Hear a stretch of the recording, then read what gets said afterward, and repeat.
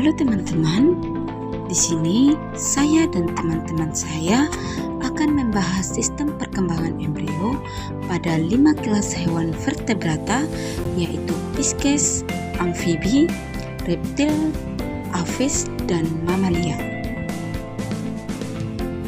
Pertumbuhan dan perkembangan pada hewan terdiri atas 2 tahap, yaitu pada tahap embrionik pada saat dalam kandungan dan tahap pasca embrionik setelah dilahirkan. Nah, kali ini kita akan membahas tentang tahap embrionik.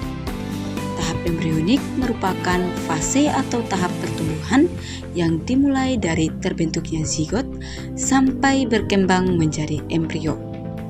Dalam tahap ini, zigot yang terbentuk dari fertilisasi antara sperma dan ovum mengalami pertambahan jumlah sel akibat pembelahan secara mitosis.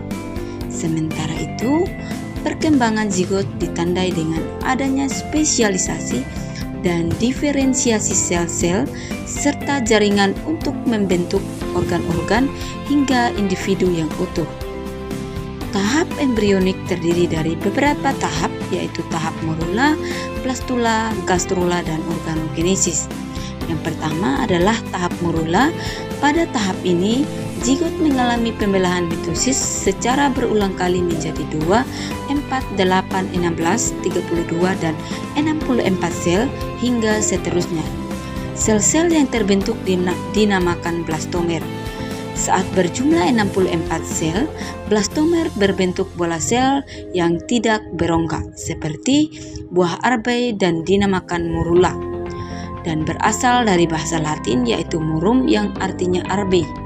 Yang kedua adalah blastula.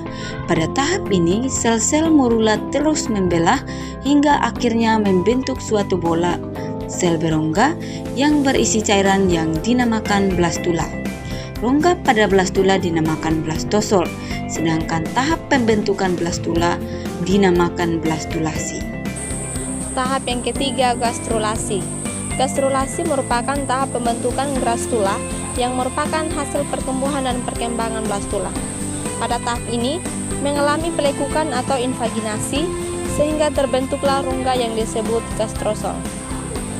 Lubang tempat pelekukan disebut blastopor, yang kelak akan berkembang menjadi anus. Pada tahap akhir, gastrulasi akan terbentuk 3 lapisan jaringan embrional, yaitu ektoderm atau bagian luar, mesoderm bagian tengah, dan endoderm bagian dalam. Ketiga lapisan ini nantinya akan berkembang menjadi berbagai organ pada tahap organogenesis. Terakhir adalah tahap organogenesis. Organogenesis adalah proses pembentukan berbagai organ tubuh yang berkembang dari 3 lapisan saat proses gastrulasi. Pada tahap ini, sel-sel mengalami diferensiasi dan spesialisasi, yaitu proses perubahan dan pendewasaan jaringan embrional menjadi beragam jenis jaringan lain dengan fungsi yang berbeda. Lapisan ektoderm berkembang menjadi rambut, kulit, sistem saraf, dan indera. Lapisan mesoderm berkembang menjadi otot, rangka, alat-alat reproduksi, alat-alat peredaran darah, dan alat-alat ekskresi. Sedangkan lapisan endoderm berkembang menjadi alat-alat pencernaan dan alat pernapasan. Diferensiasi dan spesialisasi jaringan embrional akan menghasilkan berbagai organ hingga akhirnya terbentuk embrio secara lengkap dan utuh. Proses pertumbuhan zigot menjadi embrio akhirnya berkembang menjadi janin atau fetus. Proses tersebut berlangsung di dalam rahim atau uterus induk betina. Masa pertumbuhan janin disebut kehamilan atau gestasi. Pada manusia, masa kehamilan sekitar 9 bulan, dan jika usia kandungan sudah cukup, maka janin akan dikeluarkan dari dalam uterus melalui proses kelahiran.